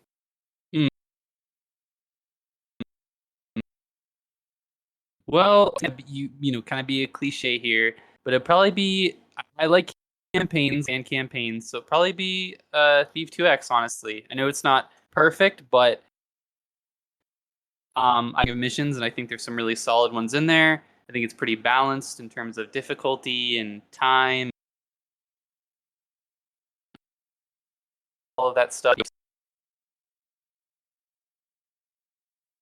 I mean, I think T2X is an interesting choice in that, like, first of all, you're on death row, and theoretically, they're not stipulating a maximum amount of time. So if you pick a campaign, honestly, you're kind of putting more time between you and the inevitable end. So I have to applaud that choice. I think what I thought about is okay. A campaign, of course, makes sense because maybe you want to delay your death sentence a bit. But then I was thinking, yeah, Thief 2X, obvious. So I was thinking and thinking and thinking. There are so many great fan missions, but at the end, I went for Scarlet Cascabel. Because okay, no reaction there. There was a reaction. I was excited, but I just didn't want to interrupt. You can, I do that all the time. No, but I will explain because first of all, yeah, it was a winner of the contest for a reason, I would say. But I think, if I would have to play a last one, this one was there was so much stuck in my head, and I forget a lot about fan missions or original missions as well, but this one is so stuck in my head. I still know the layout of the city in both versions. They were very different. But I love that, how you go through that foggy forest, and then you arrive at the village, and then you are greeted by the woman. She owns the hotel there and is voiced by Pukey, and it's like storytelling within the mission. I like that very much. Then you go to your room, and I love stuff like that. And then there's a lot to explore, and of course you have to do a favor for her before you go to bed, and then this is, for others, this would have been a great mission already. And then you go to the hotel, and this hotel, already the appearance is amazing when you stand before it, and you have no idea what you will discover there. And it's such an amazing thing. Yeah, in my opinion, of course, you could pick Lady Ravenna's missions and stuff like that, but I think the Scarlet Cascabel nails so many things, and you have all the collectibles, so you can be like, they are like, hey, you have finished everything. No, no, no, I have to collect this and this and this still, this little chess figurines and stuff like that. I'm not done here. So yeah, it's Scarlet Cascabel for me. Yeah. I think I have to agree with that choice in some ways, in that like Scarlet Cascabel is a really nice blend of nostalgic throwbacks to other fan missions. The village mission feels a lot like Autumn and Lampfire Hills to me. It's got a very similar like canned village with dark things going on feeling that I like. And I played Scarlet Cascabel twice. The first time I only played the first mission and never started the second. And then I managed to forget that there's a second mission entirely. And I didn't play the second mission for like 3 or 4 years. And then just recently, like past 3 months, I finally got around to actually playing through the second mission. And like, it's hard to say very much about it that isn't spoilery, but like the roller coaster of discoveries that you go on was like super impressive to me, and it brought me back to a very similar feeling that I had playing Thief for the first time, right? And like that's the feeling that I seek when I play fan missions. I want to feel like I'm playing something as original as the first game for the first time. And that brings me to my choice, which is, and you're gonna laugh. Can I still jump in on Yeah, the by all means, go ahead. because what I think that just occurred to me, like we're saying things, it was like, okay, you're totally right. And what I love is, it's creepy. It has some horror elements, but also you are in this really beautiful, cozy hotel. Yes. And the moment, yeah, I don't want to spoil it here, but that one moment with a shadow, on so many levels, with the technical aspect first of all, but what it did to you was, or the bathroom, and then to get out, amazing stuff, or the statue in front of the window, but observing it from a different view was like so mind blowing. Yeah, Scarlet Cascabel. But yeah, now go on with your choice, Seth. One more thing. Scarlet Cascabel also took me back to a movie I really like, since we've been talking movies. Haunted, 1995. Scarlet Cascabel took me there as well, which is another point in its favor. But back to my choice. So I'm like, I want to feel like I'm playing Thief for the first time again when I play a fan mission. I want to see something I haven't seen that like makes me feel almost sad and nostalgic. And one of the missions that actually makes me feel that way consistently, and get ready to laugh, is Oswald's Patisserie. What?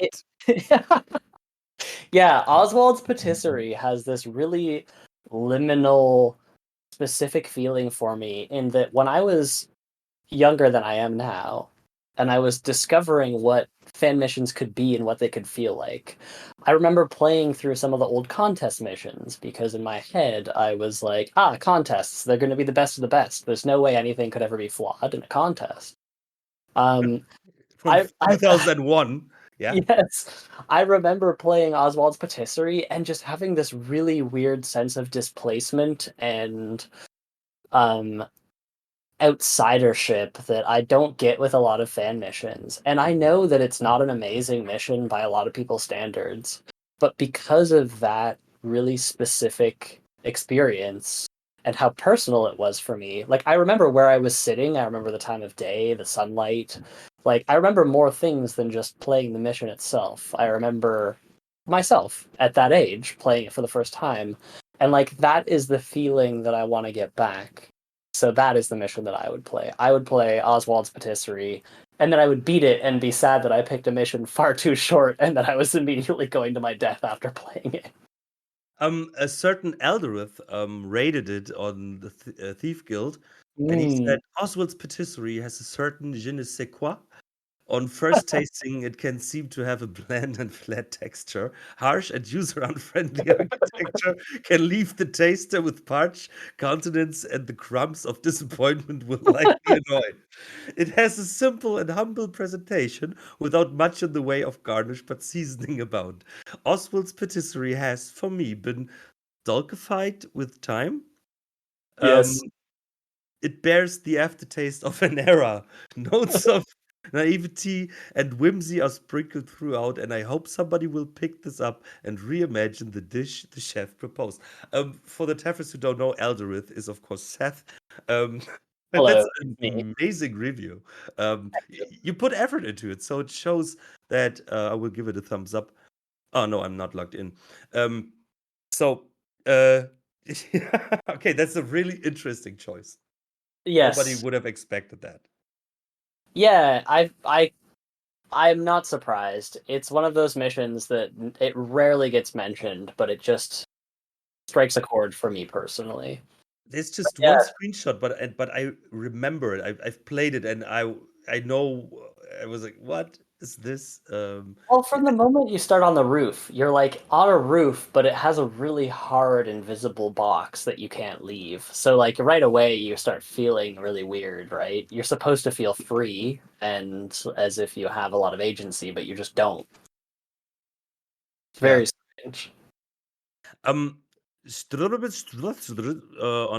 the chat said only penitent thief can keep you calm even before execution. I would say that the introduction music of the menu is already you would want to jump on that electrical chair. But yeah, it's a really cool fan mission as well, or campaign. It was a campaign, right? Fables of the Penitent Thief. I think it's a couple of missions at least. Yeah, I haven't played Yeah. all the way through it though, so I wouldn't be the best authority on it. Yeah, but I think it's really, really hard to pick. There's so much. I think, as you, Jake said, Thief 2X, of course, is something like you would advise to play every new Thief player. Like, hey, play Thief 2X. So this would be a great choice. But maybe it's like because I played it so often by now. I don't know. Maybe it was too obvious. There's so much stuff by Marbleman, or Rose Cottage would be amazing, or another one by oh no, I'm missing the name. And Yandros, here with where you play the Noir detective, Waterfront Racket, I think it was the name. There's so much great stuff. Yeah. I think I would kill myself over that decision, like. Well, it's such a heavy decision. How do you pick your favorite fan mission? And then my shadow of hanging would be sliding in the corner. Is it is Cult of the Resurrection the one with the plot to resurrect the trickster? I can't recall off the top of my head, but I specifically remember a cucumber joke from that fan mission. And we had David Regal on the show at the beginning of the year. Jake, do you know? Hello? Yeah. Yep, we're reading. Oh, I'm sorry. Yeah. Yeah. It doesn't matter. It's but yeah, Cult of Resurrection. Actually, the name says it. I think that they want to resurrect the trickster. But I actually don't remember, and it's not too long ago. It was in January, I think, where we had Rain on the podcast. But yeah, I think people will know. Yeah, but there's so much to choose. Which brings us to the next topic. I The would method of say, choosing. am I a bad thief player? And this is something personal. Because it must have been in not Masks, but in what was before that, Complicated Cargo. Precursor? No, yeah. I said that Cargo. this is the first time you have to carry a body through a level. And then someone on the interwebs said, lol, if you listen and read between the lines, it sounds like Alex never beat Craigsleft on expert. Seems like he had no recollection of carrying Basso out. My response was, haha, lol. Did you? Let's come out with it, Alex. Did you ever beat Craigsleft on expert? I'm pretty sure I did, because after beating Thief 1 on the Let's Play on normal, and after a while, so I think it was last year or something, where I was like, why don't I play on expert by now? And then I played Thief Gold on expert. So yeah, I have to recollect that, but I didn't. But for me, it was like somebody was like, what? He didn't play it on expert, even if I wouldn't have. It's like, am I a bad Thief player now? Is that, does that take take away any credibility from me? So I was like, yeah, there are many players out there, as far as I know, that like to play on normal, just have a good time. And others are like on super supreme ghosting stuff. And but is there a reason to make fun of something like that? I don't think so, personally. I mean, I'm also a fellow normal difficulty player. I never play a fan mission on expert the first time I play it. Sometimes I go back and I up the difficulty for a new experience, or if there's like a different story on different difficulties, but yeah, I have to agree in that, like, I don't think it makes you a bad player not to play on expert. I think it just means you're looking for a different experience. And, like, personally, I find the AI on expert often to be, like, overly sensitive and not terribly fun to deal with. So I'm with you there. I play on normal.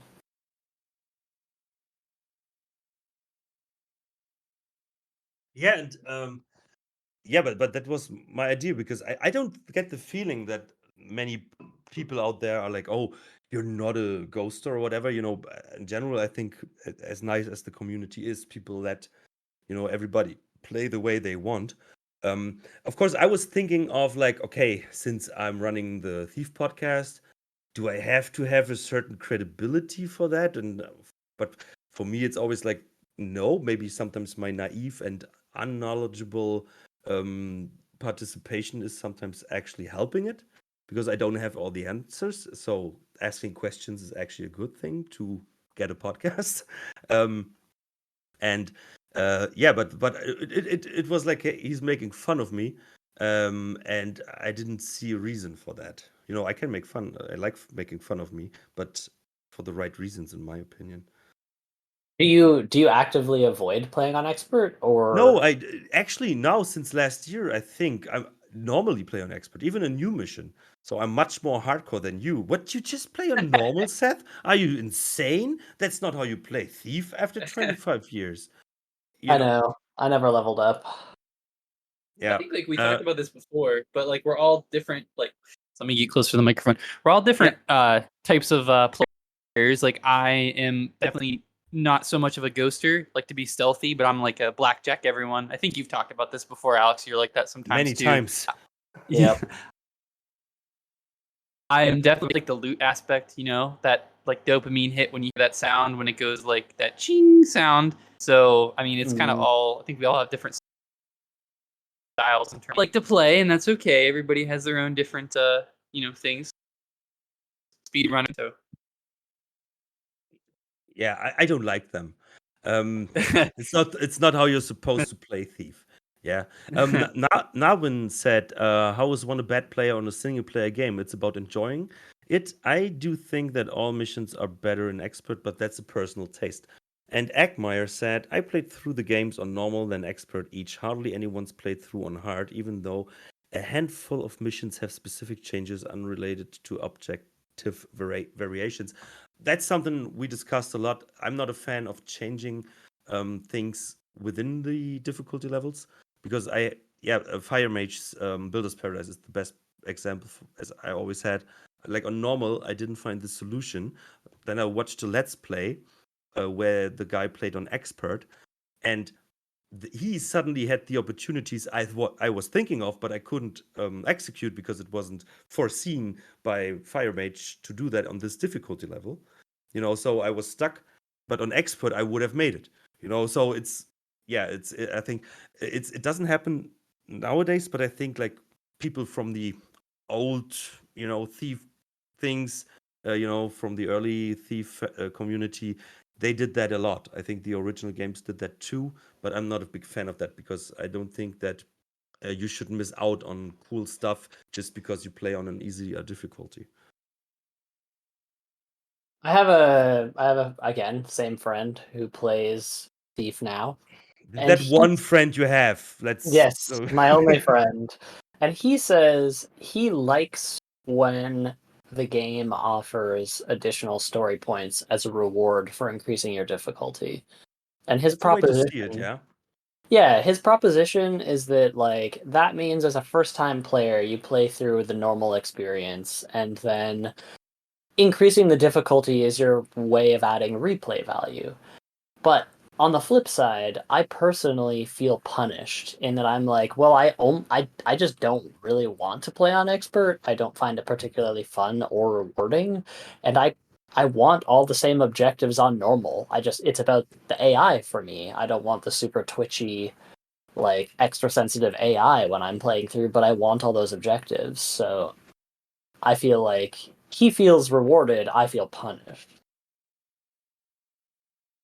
Yeah, I can see both sides. Like, okay, now you play an expert, and that's a positive I could see. Like, okay, on normal you had this experience, and now you have the balls to play an expert, and then you get this satisfaction that there's suddenly new stuff, so you don't play basically the same mission with just different guards or whatever, more guards or whatever. I can see that. Yes, that's an argument for me. But it's like for people that never play an expert, they are missing out of cool stuff. So yeah. So yeah, I think it's really hard to answer, but yeah, I don't know. Whatever makes you happy, however you enjoy Thief. That's where I'm at. I'm happy on normal. I also You think are, too. you are not normal, Seth. I can promise you that. But maybe that is the only time that you feel normal. I don't know. It's validation. I think also too, another thing, not to get aside, but I think also like the community in a negative way based on like, oh, this person's, they're a scrub, they don't play on X% ghosted, looted every single level. It's like we're a small community, and nobody has a claim to being a more legitimate Thief player than the other. So just my take. Yeah, I think that comparison is cool, but as I said, I think you cannot call someone a bad player, And what I figured out is like playing on expert is actually not way harder. Maybe the goals are sometimes, but if you know your thief, then it's actually.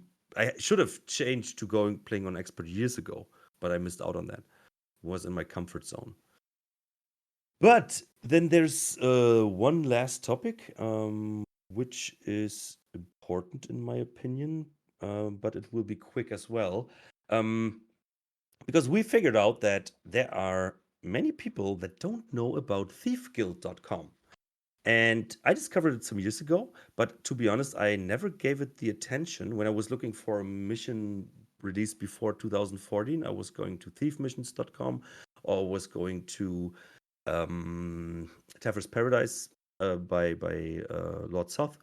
But the Thief Guild is actually, in my opinion, everything a thief fan needs. You have Thief 1, Thief 2, Thief Deadly Shadows, Dark Mode missions, and I think even Thievery for Unreal. Everything is there with rating systems and stuff like that. But I think, Seth, you are a more experienced user of the platform, so maybe you can describe the benefits of it. Yeah, of course. I think Thief Guild's really great in that it lets people, authors specifically, like upload their missions and tag them the way that they want to tag them.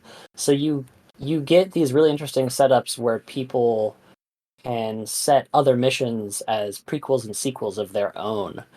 And I don't know personally if anyone has done sequels to fan missions that weren't like their own yet, but I see the potential right away for people to continue orphan stories there. And I think that alone is like a very interesting proposition. But on top of that, like Thief Guild is trying to be a comprehensive archive of all fan missions from basically like the release of Dromeda until now.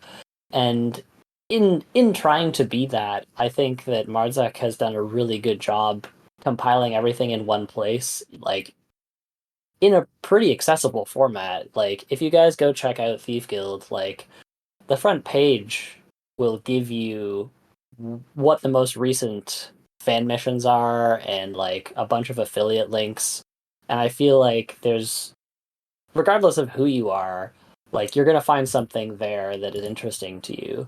And for me, I have like really enjoyed having a simple way to find fan missions that like other people are recommending. So like I will go to the front page and see, oh, Amenel rated a new mission, and then I'll click on whatever that mission is and read their review and like have a really easy way to access what like my friends in the community are saying about different fan missions, and then I will play those missions and leave my own rating. So there's like a really fun like tag team breadcrumb trail element to reviewing on there. So my recommendation would be that you guys like go make an account on Thief Guild and do what I'm doing and like see what your friends are playing, play it, and like leave your own counterpoint. As Alex was mentioning earlier, like I've gone back and reviewed some fan missions that I'm super nostalgic for, and like it's really funny to be the guy giving a 6.5 out of 10 on something that everyone has only given 2.0 and then like trying to justify it. Yeah, I do really recommend checking out Thief Guild. Yeah, what I think makes it really cool, as I'm showing here right now in the video, you have all those, best and worst, most popular, least popular, most controversial, least controversial. It's sometimes when I'm on a Sunday afternoon, I'm like, I don't know what to play, and then you click on the best, of course, and then you have pages because there are Scarlet Cascabel is up there, haha. And then you have pages of amazing missions, and then, of course, you can filter them if you want to go for Thief 1, Gold, Metal Age, whatever. This is such a cool source. And yeah, Maciek, he contacted me a while ago if we want to have a logo on his page. And yeah, then we discussed like what can we give back, and then I was like, maybe we can discuss it on the podcast at least. Maybe it helps. But yeah, it's a really really great source for everything you need, actually, in my opinion. So that was that, and I think we hit the 2-hour mark. And yeah, thank you very much, guys, for sticking around and being our guests. And Always a pleasure. and yeah, for all the questions from the Teffers and in the chat later. Yeah, it was a pleasure. Daniel THRON, of course, amazing guest as always. And yeah, I think it's a good start to the second part of the year. Absolutely. Good show. Yep.